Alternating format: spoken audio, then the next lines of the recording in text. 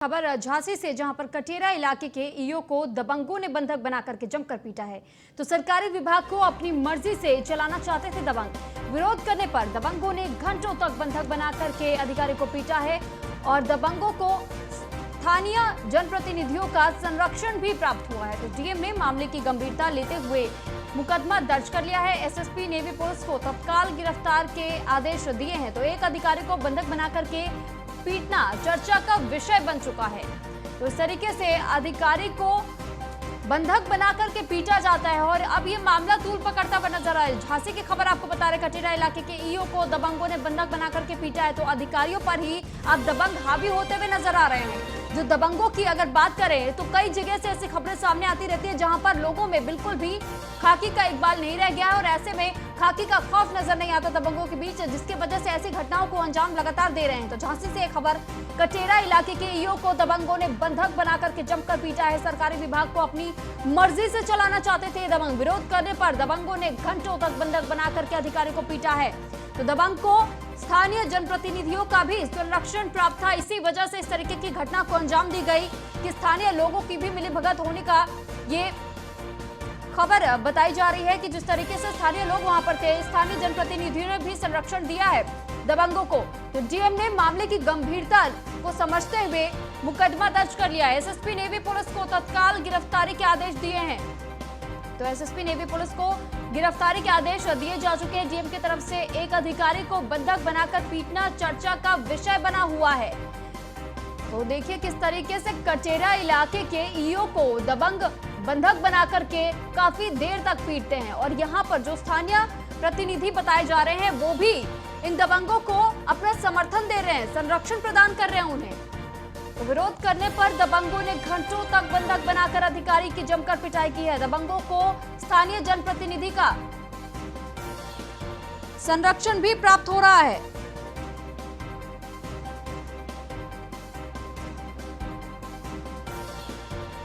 तो यह खबर आपको बता रहे हैं झांसी से।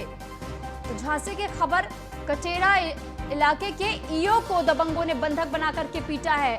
सरकारी विभाग को अपनी मर्जी से चलाना चाहते थे दबंग और सरकारी विभाग को चलाने के लिए इस तरीके की घटना को अंजाम दबंगों ने दिया है। दरअसल ये पूरा मामला बताया जा रहा है कि जो दबंग थे वहां के, जो स्थानीय प्रतिनिधियों के साथ वो मिलजुल कर वो सरकारी विभाग को चलाना चाह रहे थे, लेकिन जब इसका विरोध ईओ की तरफ से किया गया तो दबंगों ने जमकर पिटाई कर दी अधिकारी की। एक अधिकारी को बंधक बना करके पीटना अब चर्चा का विषय बन चुका है और ये मामला तूल पकड़ता हुआ नजर आ रहा है। झांसी का ये मामला बताया जा रहा है जहां पर कटेरा इलाके में ईओ को बंधक बना करके पीटा गया है। सरकारी विभाग को चलाने की इच्छा की वजह से ये बताया जा रहा है कि इस अधिकारी को बंधक बनाकर के घंटों तक पिटाई किया गया है। दरअसल जब इस अधिकारी ने विरोध दर्ज किया तो विरोध दर्ज करने के बाद से इसे घंटों तक एक कमरे में बंधक बनाकर रखा गया।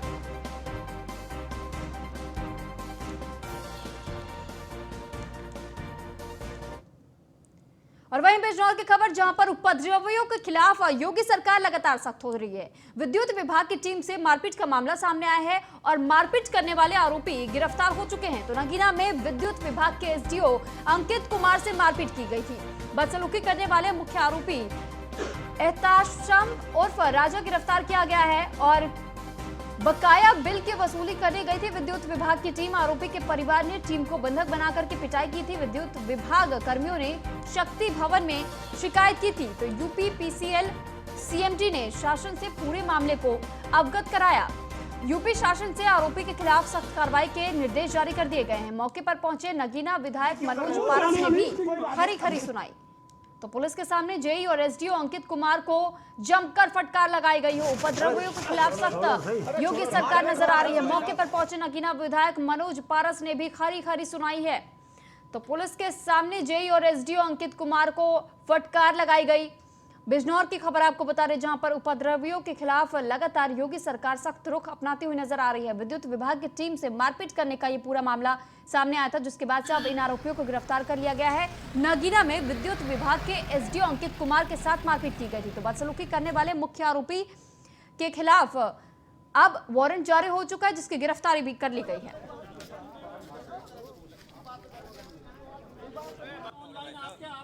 आपके सिस्टम तो ये खबर आपको बता रहे हैं कि कैसे बिजनौर में एक घटना सामने आई जहां पर एक अधिकारी को विद्युत विभाग का यह अधिकारी बताया जा रहा है जिसको बंधक बनाकर के जमकर पीटा गया है।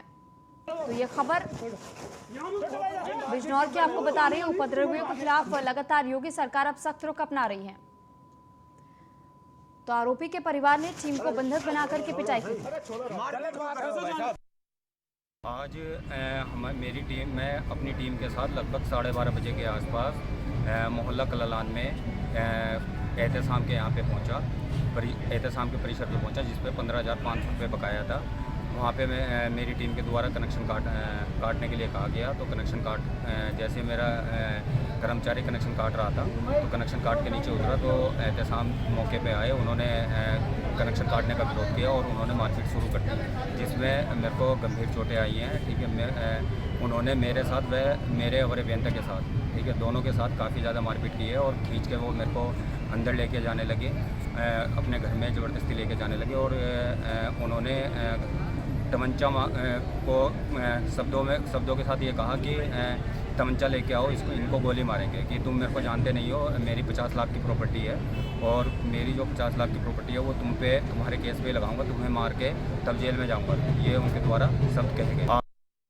हम लोग जो है डिस्कनेक्शन करने के लिए कलालान में जो है राजा मेंबर की कॉलोनी में गए। वहाँ पर इनके नाम से ही कॉलोनी है। इनके पे जो है एहतसाम राजा के पे जो है 15,000 के आसपास बकाया थी। इनका कनेक्शन काट के जैसे स्टाफ उतर रहा था, मुझे और एच साहब को एहतसाम राजा व उसके भाई ने दोनों ने पकड़ के मारपीट शुरू कर दी और गंदी गाली जाति सूचक शब्दों से भी प्रयोग करते रहे। हम आज थाना नगीना क्षेत्र के अंतर्गत बिजली विभाग के उपखंड अधिकारी द्वारा एक वहाँ के सभासद हैं एहतसाम अली उर्फ राजा, इनका बिजली का बिल बकाया होने के कारण टीम गई थी और कनेक्शन काटने का प्रयास किया गया। इनके द्वारा एहतसाम अली द्वारा उपखंड अधिकारी अंकित के साथ मारपीट की गई और कार में बाधा डाली गई, उनका गला दबाने का प्रयास किया गया। इसकी जानकारी पुलिस मौके पर पहुंची। गंभीर धाराओं में 307, 332, 353 आदि मुकदमा दर्ज कर लिया गया है। अग्रिम विधिक कार्रवाई की जा रही है। आज थाना नगीना क्षेत्र।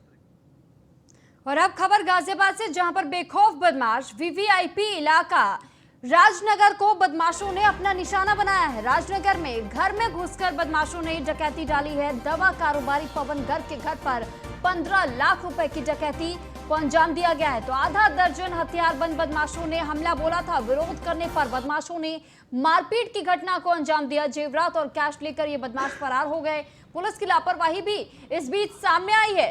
सूचना देने के 40 मिनट के बाद पुलिस पहुंची है। तो एसएसपी कलानिधि नैथानी ने बदमाशों की तलाश में टीमें लगा दी हैं। तो राजनगर में रहते हैं डीएम, एसएसपी और कई वरिष्ठ अधिकारी। कड़ी सुरक्षा होने के बावजूद बदमाशों ने वारदात को अंजाम दिया। तो गाजियाबाद की खबर आपको बता रहे, जहां पर वीवीआईपी इलाका ये बताया जा रहा है राजनगर, जहां पर इस घटना को अंजाम दिया गया है। तो रिहायशी इलाका और ऐसे में इस तरीके की घटना को अंजाम दे दिया जाता है। तो दवा कारोबारी पवन गर्ग के घर पर 15 लाख रुपए की डकैती को अंजाम दिया है। आधा दर्जन हथियारबंद बदमाश पवन के घर पर पहुंचे हुए थे। दवा कारोबारी पवन गर्ग के घर पर आधा दर्जन से अधिक हथियारबंद बदमाश यहां पहुंचे हुए थे, जिन्होंने 15 लाख रुपए की डकैती को अंजाम दिया। तो विरोध करने पर बदमाशों ने परिवार वालों के साथ मारपीट की और जेवरात और कैश लेकर के ये बदमाश फरार होने में कामयाब रहे। इस बीच पुलिस को इस बारे में जानकारी भी दी गई, लेकिन ये पूरा इलाका वीवीआईपी इलाका बताया जा रहा है। और ऐसे में अगर वीवीआईपी इलाके ही अगर सुरक्षित नहीं होते हैं तो ऐसे में सवाल ये खड़े हो जाते हैं कि वीवीआईपी इलाकों में भी इस तरीके से डकैती की घटनाओं को अंजाम दे दिया जाता है। तो एसएसपी कलानिधि नैथानी ने बदमाशों की तलाश में टीम बनाकर टीमों को लगा दिया है और राजनगर में रहते हैं डीएम, एसएसपी और कई वरिष्ठ अधिकारी। तो इस पर अधिक जानकारी के साथ यादराम भारतीय संवाददाता हमारे साथ जुड़ चुके हैं। यादराम, आपसे जानकारी चाहेंगे गाजियाबाद में जिस तरीके से डकैती की घटना को अंजाम दिया गया, इस पूरे मामले में अब तक के क्या अपडेट है? देखिए, सुबह 4 बजे की घटना है जो कि राजनगर के आरडीसी इलाका है। वहां पर कई बदमाश एक घर में घुसे और वहां पर जो जितने भी लोग थे उन सभी को बंधक बनाकर वहां पर लूटपाट की। इस पूरे घटना में सबसे जो अहम बात है वो ये है कि ये जो इलाका है बेहद वीवीआईपी है और 24 घंटे हाई अलर्ट की जो सुरक्षा है वो यहाँ पर रहती है, क्योंकि इसी इलाके में डीएम और एसएसपी का निवास है और यहाँ पर ही जो सिक्योरिटी है वो और जगह से जो है वो बहुत ज्यादा है। लेकिन ऐसे में इस जगह पर लूट की घटना होना, और वो भी तसल्ली से, बदमाश काफी देर तक घर के अंदर रुके, तसल्ली से लूटपाट की, गन पॉइंट पर जितने भी लोग थे उनको लेकर के वो लूटपाट की, तो उसको लेकर एक बहुत बड़ी जो घटना है वो माना जा रहा है। फिलहाल जो पुलिस है वो मौके पर है और पूरे मामले की जांच कर रही है, और पुलिस का दावा है कि जल्दी ही जो बदमाश है उनको गिरफ्तार कर लिया जाएगा। जी। लेकिन यादराम, एक बात आपसे जानना चाहेंगे, इसको वीवीआईपी इलाका बताया जाता है, तो ऐसे में अगर वीवीआईपी इलाके में इस तरीके से डकैती की घटना को अंजाम दे दिया जाता है, तो क्या इसके बाद से वहां के आसपास के लोगों में भी भय का माहौल बना हुआ है? देखिए, मैं बता दूं कि यहाँ पर जितने भी मंत्री हैं, जो सांसद हैं और जो एसएसपी हैं, डीएम है, इसी राजनगर इलाके में रहते हैं, इसलिए ये इलाका जो है सुरक्षा की दृष्टि से बेहद खास है। तो कहीं ना कहीं बदमाशों को भी ये बात मालूम थी, इसीलिए उन्होंने जो अल सुबह करीब 4 साढ़े 4 बजे इस घटना को अंजाम दिया, क्योंकि उस समय सिक्योरिटी शायद इतनी टाइट ना रहती हो और सभी एक रिलैक्स मूड में आ जाते हैं 4 साढ़े 4 बजे करीब। तो इस वजह से भी हो सकता है कि बदमाशों ने ये सही समय चुना सिक्योरिटी को लेकर। वैसे अगर बात की जाए एसएसपी कलानिधि नैथानी की, तो ये कहा जा रहा है यादराम कि वो खुद इसके पीछे वो लगे हुए हैं कि जल्द से जल्द इन डकैतों का पता लगाया जा सके कि आखिर वो कौन से बदमाश लोग थे, कितना बड़ा नेटवर्क है। तो अब तक उनकी जांच कहां तक पहुंची, क्या इस बारे में कोई जानकारी? देखिए, बिल्कुल ठीक कहा आपने। जो गाजियाबाद के एसएसपी हैं कलानिधि, उन्होंने हर, चाहे ये तो खैर लूट की घटना है, लेकिन अगर छोटी घटना की भी बात करें तो वो उन्हीं घटनाओं को बेहद सीरियस लेते हैं और गंभीरता से उन मामलों की त्वरित जांच कराते थे। अभी हाल ही में एक किडनैपिंग हुई जिसका कुछ ही घंटों में खुलासा कर दिया गया और जो बच्चे थे वो सही सलामत वो पहुंचा दिए गए। लेकिन ये एक तरह की चुनौती पुलिस के सामने है, और बेहद पॉश इलाका कहे जाने वाले राजनगर में जिस तरीके से लूट की घटना हुई है वो बेहद गंभीर है, और पुलिस का दावा है कि वो इस घटना को जल्द से जल्द सुलझाएंगे। ठीक, बहुत शुक्रिया यादराम आपका तमाम जानकारी हम तक पहुंचाने के लिए। तो मेरठ से के शर्मा ब्यूरो चीफ हमारे साथ लाइव जुड़ चुके हैं। आपसे जानना चाहेंगे कि जिस तरीके से ये बताया जा रहा है कि महासभा का आयोजन हो रहा है मेरठ में किसानों के साथ, तो इस किसान को संबोधित करने के लिए अरविंद केजरीवाल वहां पर खुद पहुंचने वाले हैं, तो इसके पीछे की क्या रणनीति बनाई जा रही है? आपको बता दूं, मैं ये मेरठ जो है पश्चिमी उत्तर प्रदेश जो है वो एंट्री गेट है उत्तर प्रदेश की राजनीति के लिए, और इसलिए मेरठ को चुना गया है। मैं आपको बता दूं, मैं यहाँ पर किसान महापंचायत के धर्मस्थल पर यहाँ पर हूँ, सिंह टिकैत का बड़ा फोटो लगा हुआ है, तो दूसरी तरफ चौधरी चरण सिंह जी का एक बड़ा फोटो लगा हुआ है। और धीरे धीरे यहाँ पर आप मेरे पीछे देखते रहेंगे कि धीरे धीरे यहाँ पर लोग भी आने शुरू हो गए। करीब करीब 8 जनपद से किसान यहाँ पर पहुंचेंगे, और ये पहली एंट्री पॉइंट बताई जाती है 2022 की सियासी हलकों में। इस बात को लेकर काफी चर्चा है कि इसी रैली से, इसी महापंचायत से आपका भविष्य तय होने जा रहा है उत्तर प्रदेश की राजनीति में। मुख्यमंत्री अरविंद केजरीवाल खुद यहाँ पर आ रहे हैं और दिल्ली मॉडल को यहाँ पर किसानों की महापंचायत के जरिए लोगों के सामने रखेंगे। 3600 वर्ग फुट में यह जगह बनाई गई है, 8000 किसान यहाँ पर आमंत्रित किए गए, और यहीं से संजय सिंह का कद भी डिसाइड होने जा रहा है कि संजय सिंह यहाँ पर खुद पिछले 15 से लेकर 20 दिनों पर सरदना, सहारनपुर, बागपत और बुलंदशहर के आसपास के गांव में खुद 1-to-1 कन्वेंसिंग कर लोगों को आमंत्रित कर रहे हैं। कृषि कानूनों को लेकर संसद में उन्होंने पहले ही अपना स्टैंड जाहिर कर दिया है। वहीं पर पंजाब में जो आपको सफलता मिली है, उसी के हीरो भगवत मान भी यहाँ पर तो क्या इससे ये अंदाजा लगाया जाए कि जिस तरीके से आम आदमी पार्टी अपने पैठ तमाम राज्यों में बनाने की कोशिश कर रही है, और उत्तर प्रदेश का चुनाव के लिए उन्होंने इस बात का ऐलान भी कर दिया कि वो उत्तर प्रदेश में भी उतरना चाह रहे हैं, तो ऐसे में क्या ये वाकई सियासी दांव खेला जा रहा है आम आदमी पार्टी की तरफ से? जो दिल्ली मॉडल है, उस दिल्ली मॉडल को यूपी में बताने की एक कोशिश है, और ये कोशिश जो है वो सियासी दांव भी आप कह सकते हैं या एक कैलकुलेटेड मूव भी कह सकते हैं। आप देख सकते हैं यहाँ पे सुरक्षा के लिए भी, क्योंकि मुख्यमंत्री यहाँ पर आएंगे तो यहाँ पर प्रोटोकॉल और सुरक्षा के तहत यहाँ पर सारी चीजें होंगी। मैं अपने सहयोगी राजन से कहूंगा जरा दिखाएं, यहाँ पर 2 एसओ पहुंच चुके हैं थाना टीपी नगर के, सदर के, और कंकरखेड़ा के, वो सब यहाँ पर सारी चीजों को सिक्योरिटी के पॉइंट ऑफ व्यू से देख रहे हैं। लेकिन सबसे बड़ी बात, ये सियासी जो मूव है अरविंद केजरीवाल का, वो बीजेपी के सामने सबसे बड़ा यक्ष प्रश्न है, क्योंकि दिल्ली का जो मॉडल है उसमें बिजली से लेकर शिक्षा और स्वास्थ्य सबके ऊपर काम करके अरविंद केजरीवाल ने दिल्ली में दिखा दिया है।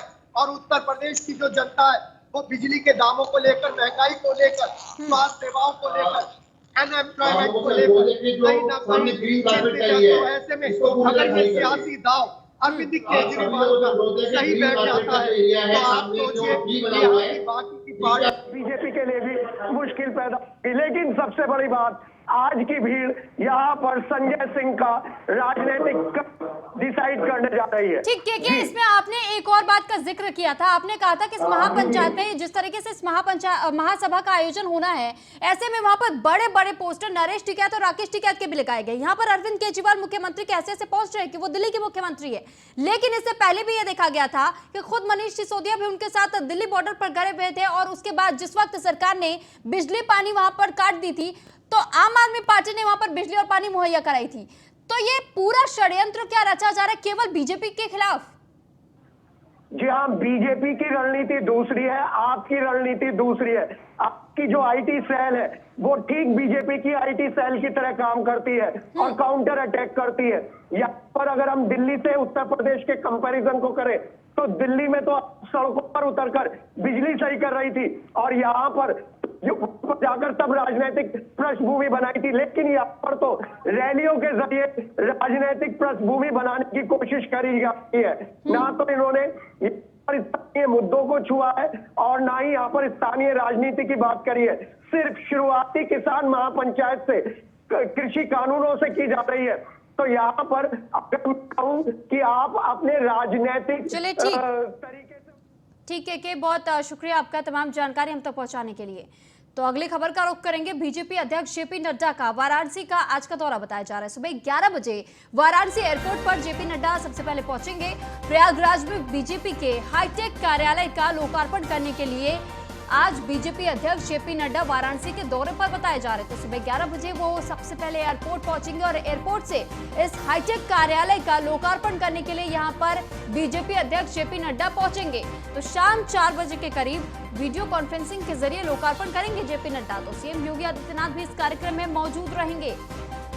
तो ये खबर आपको बता रहे हैं कि जेपी नड्डा आज वाराणसी के दौरे पर रहने वाले हैं और इस दौरान सीएम योगी आदित्यनाथ भी मौजूद रहेंगे। तो वीडियो कॉन्फ्रेंसिंग के जरिए लोकार्पण करेंगे जेपी नड्डा।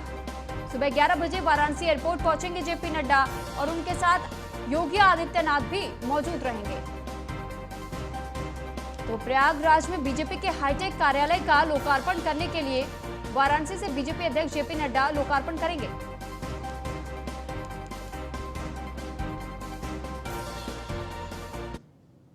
और वहीं बीजेपी अध्यक्ष जेपी नड्डा का क्या कुछ कार्यक्रम रहने वाला है आपको वो भी बता देते हैं। दरअसल दोपहर 12 बजे संगठनात्मक बैठक को संबोधित करेंगे जेपी नड्डा। तो दोपहर 2 बजे के करीब काशी क्षेत्र के सांसदों और विधायकों के साथ वो बैठक करेंगे और शाम 4:45 पर प्रयागराज महानगर कार्यालय का उद्घाटन करेंगे। तो वहीं 1 मार्च को सुबह 9 बजे बाबा विश्वनाथ और काल भैरव के दर्शन करेंगे। सुबह 10 बजे बूथ पर समीक्षा बैठक करेंगे बीजेपी अध्यक्ष जेपी नड्डा।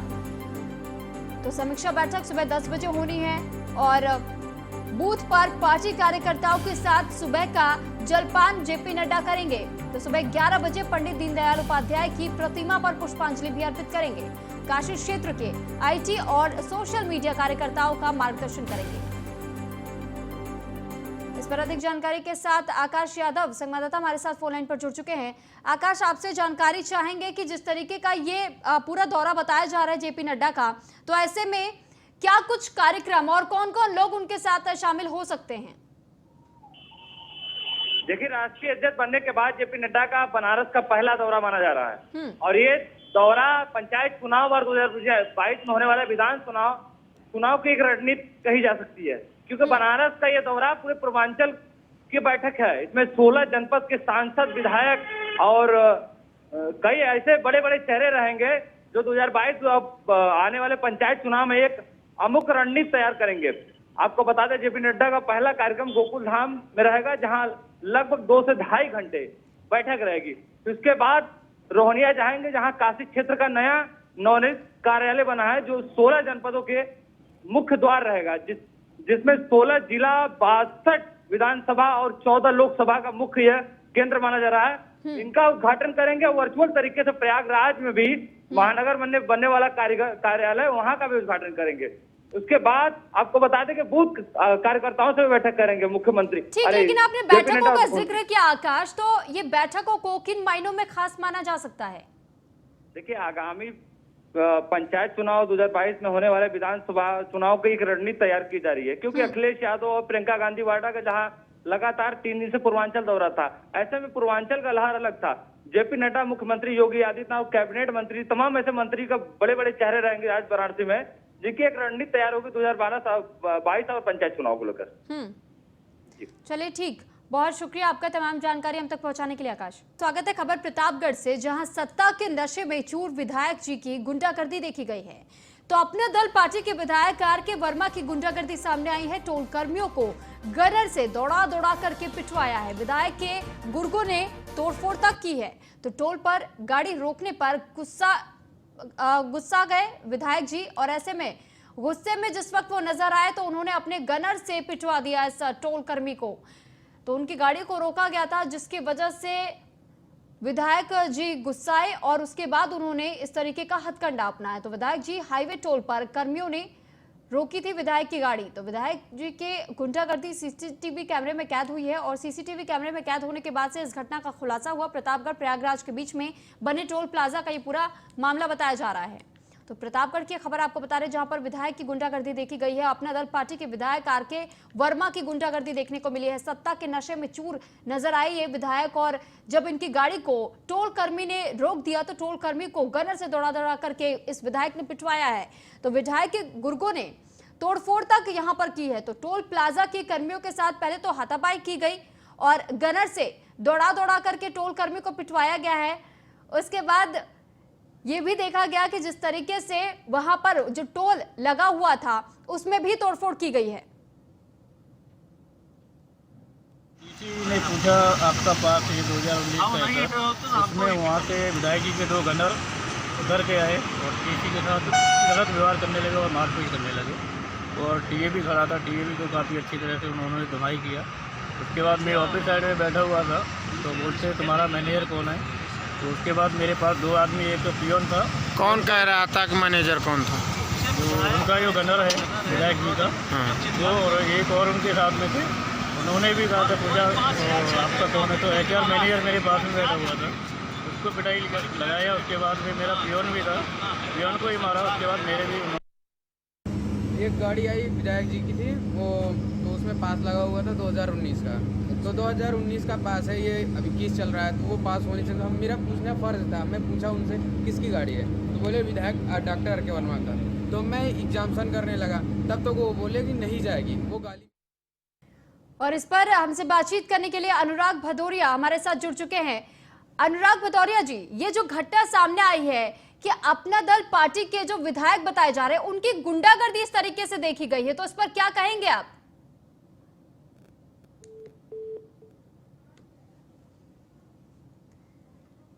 तो ये खबर आपको बता रहे हैं कि किस तरीके से प्रतापगढ़ में सत्ता के नशे में चूर विधायक नजर आए। दरअसल अपना दल पार्टी के विधायक आर.के. वर्मा की गुंडागर्दी देखने को मिली। टोल कर्मियों को गनर से दौड़ा दौड़ा करके पिटवाया है। विधायक के गुर्गों ने तोड़फोड़ की है और टोल पर गाड़ी रोकने की वजह से गुस्साए हैं विधायक जी। तो गुस्से में नजर आए विधायक, जिसके बाद से उन्होंने अपने गनर से टोल कर्मी को दौड़ा दौड़ा करके पिटवाया है। साथ ही टोल पर भी तोड़फोड़ करवाई है।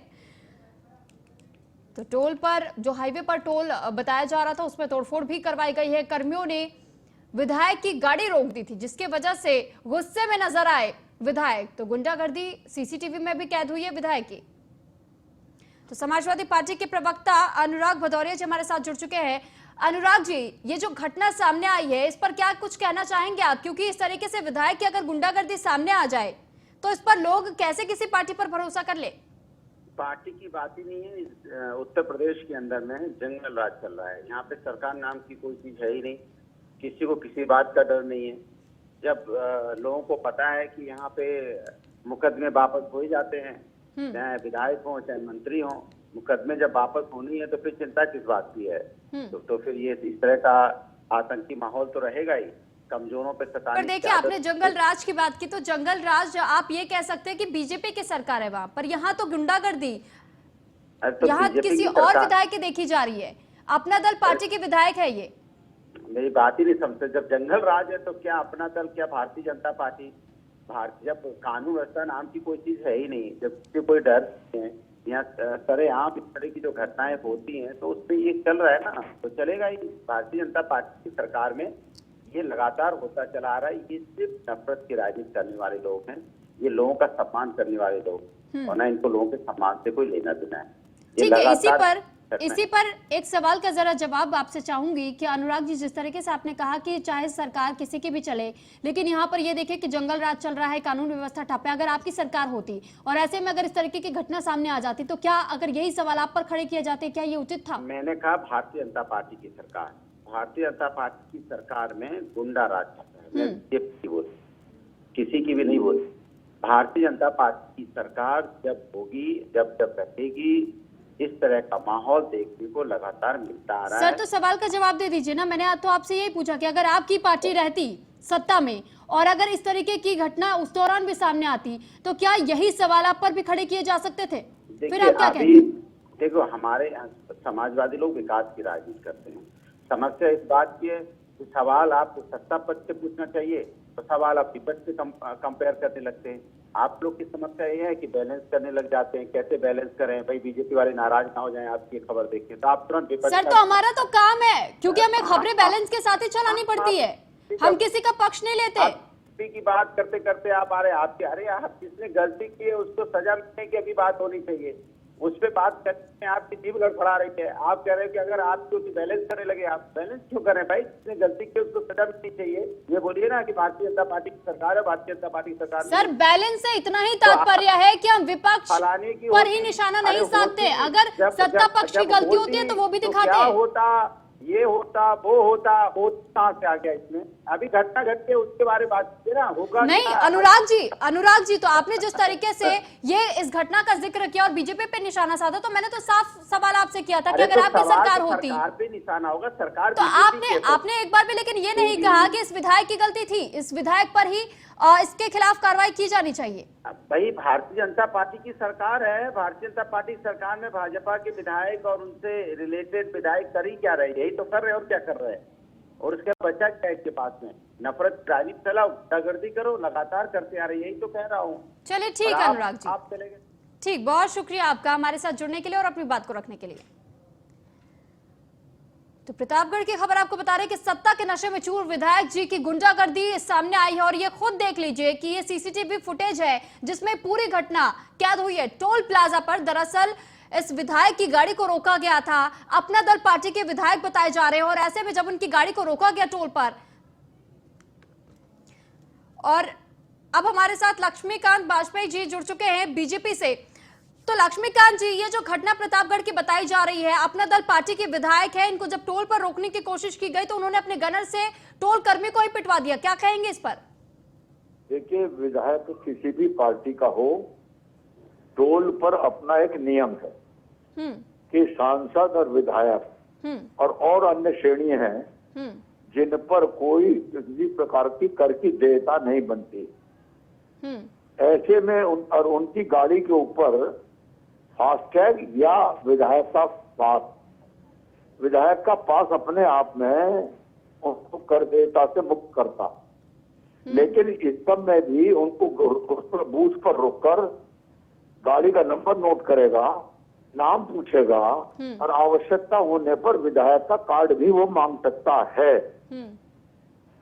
तो इसलिए कोई, मुझे तो लगता नहीं कि कोई कारण उसका है जो आपस में झगड़ा हो। दूसरी बात कहना चाहता हूँ, गनर जो हम लोगों को मिलते हैं वो इसलिए मिलते हैं कि अगर हम पर कोई वार करे तो वो हमारी सुरक्षा करें, इसलिए नहीं कि हमारे इशू पर वो झगड़ा करें किसी के साथ जी। इसलिए कुल मिलाकर इस सारे घटनाक्रम पर एक बार देख लेना चाहिए, अगर कहीं गलती हुई तो भविष्य में इसमें सावधानी बरती जानी चाहिए। जी चलिए ठीक, बहुत शुक्रिया आपका लक्ष्मीकांत जी हमारे साथ जुड़ने के लिए और अपनी बात को रखने के लिए। तो ये वीडियो लगातार हम आपको दिखा रहे कि किस प्रकार से इस विधायक की गुंडागर्दी देखी गई है।